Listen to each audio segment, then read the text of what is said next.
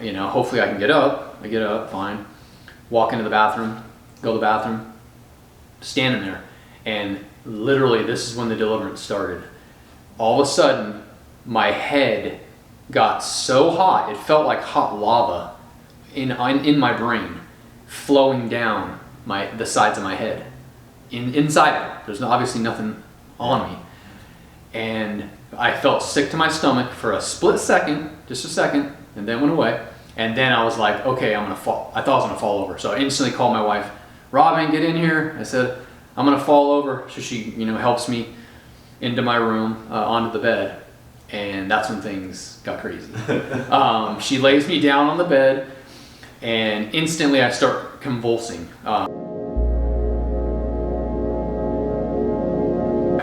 I'm just gonna walk you through. I want to share before you did. I want to set this stage right because the book that I'm reading now, The Open Heavens. Mm-hmm. Do you know that Bill Johnson had the very same experience you did? No. Yeah. And Like a miraculous deliverance, or the whole bit with his body, Uh-huh. and the bit to hear his testimony, it was like listening to yours. You gotta send that to me. And not just him, Yeah. but he relates to one previous that he had heard about, and it was what was the guy's name? First name a little bit. I know it's Finney, the Welsh revival and the Great American Revival had the same experience. I mean, they describe it in such a way that the similarity is uncanny. Yeah. That is an amazing testimony. So I just wanted you to know, that's not coincidental. That's not incidental. Yeah. And that is the most powerful one I've ever heard. I mean, that is the Holy Spirit. Yeah. In every part of you, man. It was just a full-on war, and God got the victory. It was just like from start to finish, man. All right. Are you taping? Yeah, I'm taping already. All right, cool. All right. So you guys that don't know, this is my healing and deliverance testimony. So this is probably, a year and a half ago. I'll tell you a little bit of backstory. I was basically starting to draw closer to God. I was starting to go to church more consistently, tithing consistently, just being more obedient to God. And this was kind of leading up to the deliverance. And what started happening was a couple weeks before God decided to deliver me, I started getting dizzy at work. So I was doing my job, and all of a sudden I get this dizzy feeling, and I was like, this is weird. But it wasn't like I felt like I was gonna fall over or anything, but it was just kind of like a dizzy spell, and then it would go away. And so I told my wife, this is happening, and she's like, oh, okay, well, we'll monitor it or whatever. So it happened a couple more times, and all led up to the night, when the actual deliverance happened. So normal day, I get off work, I drive home, come into my house, say hi to everybody, sit down on my computer, and all of a sudden I sit down and I start feeling that dizzy feeling, but it's stronger, it's a little bit worse. And I'm like, oh, this is weird. And when you get that feeling, like, the only way I can describe it is when you feel like you're gonna throw up, or you just start feeling kind of bad. You start feeling bad. Your body feels bad. You know something's wrong. So I'm like, okay. So I go, I'm gonna get up and go lay down. So I get up, I walk in my room, I lay down, and my wife happened to be in the room playing chess with my son. So they're on either sides of the bed playing, online chess, and I lay down right in the middle. I'm just like, oh, guys, I'm just gonna lay down here. I just need to rest. There's okay, yeah, whatever. So I lay down, and while I'm laying down, I start getting dizzy. Now, I've never been dizzy laying down. When I'm been dizzy in my life, I've been standing, and I was laying down full on, feeling like I'm gonna fall over. I'm laying down, like I can't fall over. So I'm like, this is really weird. I go, that's right then I knew something was off, like really off. But keep in mind, I didn't know anything about deliverance. I didn't know what deliverance was. Had no clue. So I'm 100% thinking this is something physical. Like I'm either having a stroke or I've got a brain aneurysm, something. It's something physical. So I get up and I have to go to the bathroom. I'm like, I'm gonna get up. Hopefully I can get up. I get up, fine. Walk into the bathroom, go to the bathroom, standing there, and literally this is when the deliverance started. All of a sudden, my head got so hot, it felt like hot lava in my brain, flowing down the sides of my head, inside of it. There's obviously nothing on me. And I felt sick to my stomach for a split second, just a second, and then went away. And then I was like, okay, I'm gonna fall. I thought I was gonna fall over. So I instantly called my wife, Robin, get in here. I said, I'm gonna fall over. So she, helps me into my room, onto the bed. And that's when things got crazy. She lays me down on the bed, and instantly I start convulsing. My legs shaking like this. Then my whole upper body starts shaking like this, and I have no control. And then things start kind of escalating from there pretty quick. And the whole time this is happening, I start groaning, like this. I never yell, never scream. It's just like this groaning, and I'm getting so I never foamed. Like I've heard people that going through stuff like this that foam at the mouth. I didn't see any foam, but my mouth was so dry I couldn't swallow, and I couldn't talk. If I tried to talk, imagine putting like a blow hose in your mouth and having it so dry and try to talk. Like no moisture at all. So at this point, it's just this groaning, and then my wife doesn't know what's going on, and the whole time I'm just like, I'm telling her I'm dying. She said, no you're not. I'm like, I'm dying. And meanwhile, my head is so pressurized. Like, think of putting your head in a vice, and it just starts cranking in, and it's just like this pressure, and I'm like, oh my gosh. I go, I told her I'm dying, and she goes, no you're not. And so I think she started praying for me, and then I said, go get my kids, go get the kids. At this point, I can't get up. I'm immobile. Like I'm just on the bed shaking. That's all I can do. And I said, go get my kids. I gotta tell them goodbye.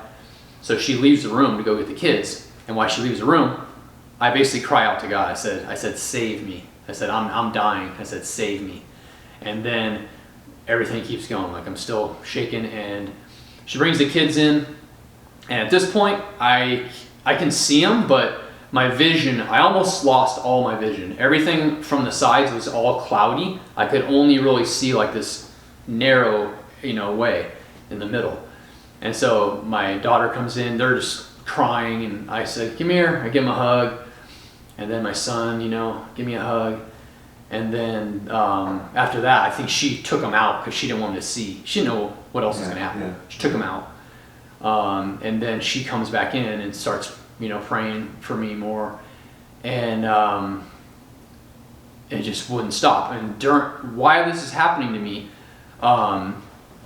from pretty much from the beginning to the end of this deliverance, every minute to a minute and a half, I feel like, just imagine your inside of your body is filled with water. Yeah. And it starts at my head, flows all the way down, like a river. Flows down, when it hits my toes, flows back up. And when it's happening, I'm just like, what the heck is this? And it passes, it does it, and then I go, okay. Like almost when it's happening, I can't relax. I'm like, just let it happen. And then after it stops, I'm like, okay, I can maybe take a quick breath. And while this is happening, my breathing is getting super, super labored. Yeah. Like it's hard. I'm like, it's hard for me to breathe. And so that happens every minute and a half. I don't know what it is. Just side note, I figured out what it was after doing much research and reading later on. Yeah. Is I had a marine spirit, and this marine spirit was moving through the water. It was flowing through the water. Kind of came to that on my own conclusion. Yeah. Like no one really knew what that was. Well, God revealed it to me after I researched. So what is a marine spirit typically associated with? Besides water. Well, this spirit was the spirit of Leviathan. So it was a Leviathan spirit. Yeah, it's categorized as a marine spirit. Gotcha. And I didn't know how it got there, or anything. I didn't really know a lot of details. Kind of started putting pieces together on my own after the fact. Yeah. And God brought to mind when I was very young.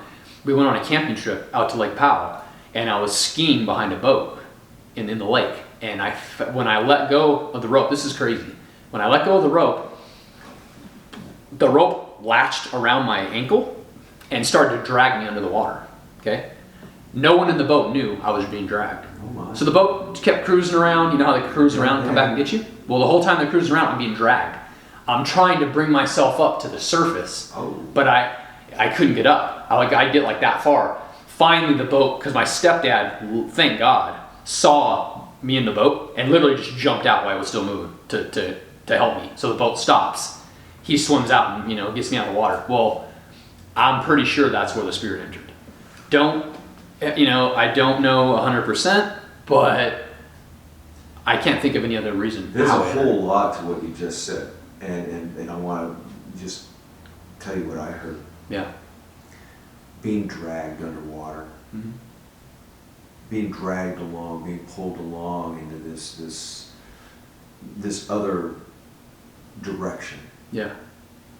by other things. And you know, Leviathan is powerful, Mhm. powerful, often tied to, you know, pride, rebellion, and Mhm. other things. And powerful thing. It's a formidable.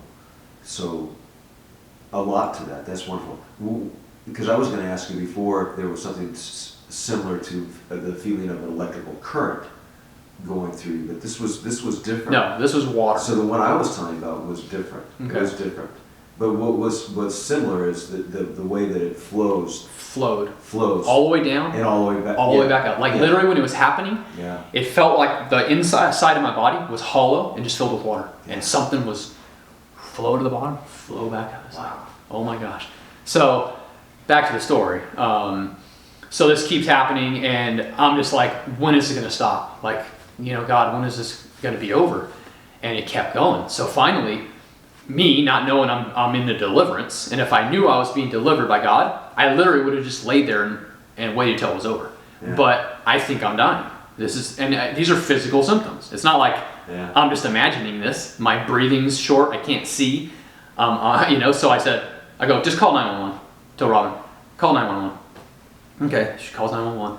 They get there. You know, ambulance shows up. Three EMTs are in my bedroom, hooking all these leads up to me. And I'm still going through it, still happening. And I don't know what they were thinking, but they're just, calm down.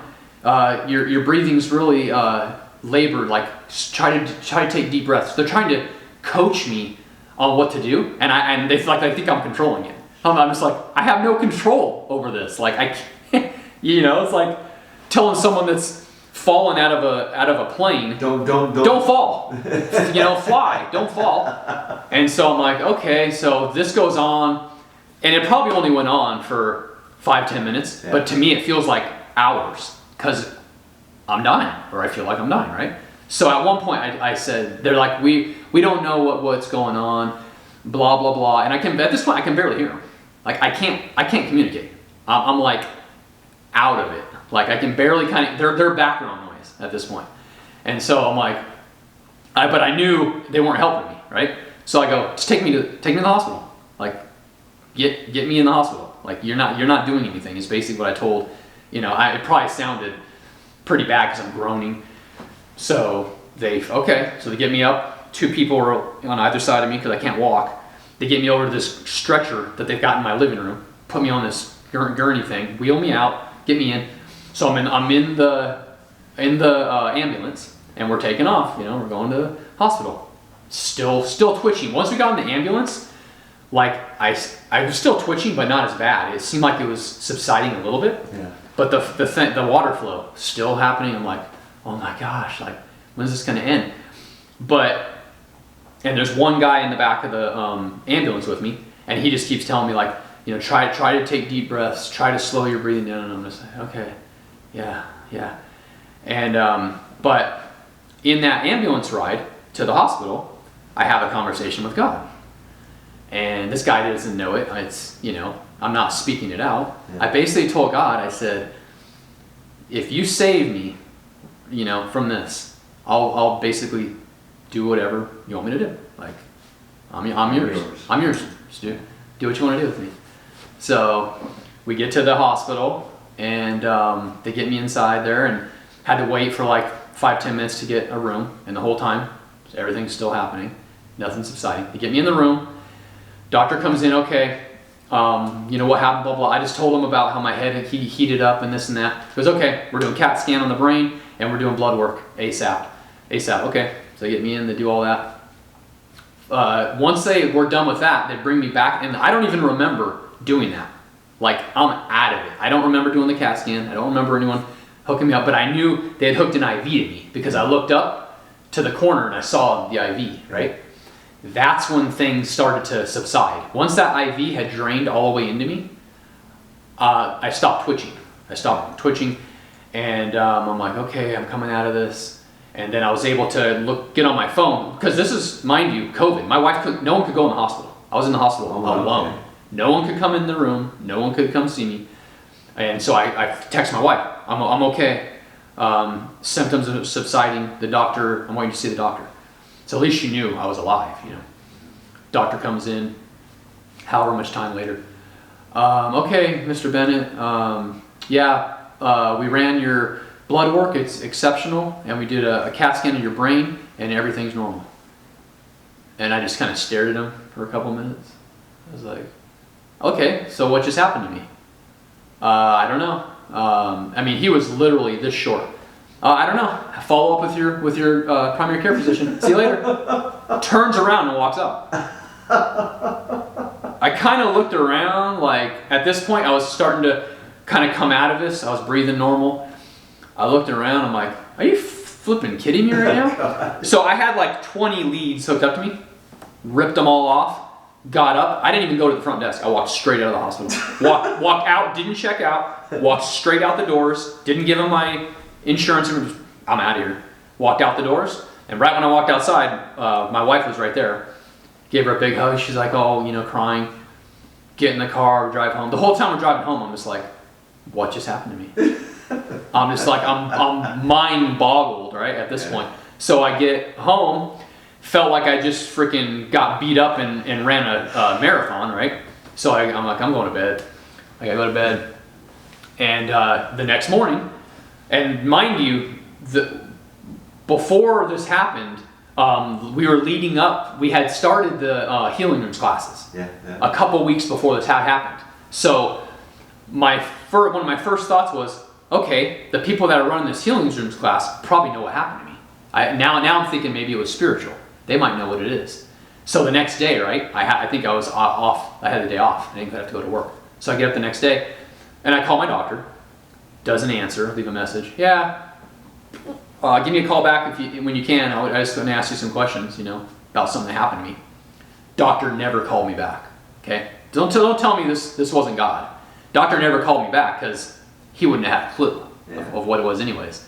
So we go to the next week, we go to the class, and I think after the class was done and all that, I pulled Jan aside and I was like, Jan, I said, this just happened to me. Like, do you have any idea what this was? She goes, yeah, I think you got delivered by the spirit of infirmity. Because when this happened, I didn't just get delivered by spiritually, I also got physically healed at the same time. So I had massive pain in the middle of my back. I remember that. Right where the shoulder blades meet for, I'm talking 12 years. I remember that. Yeah. I had prayed about it.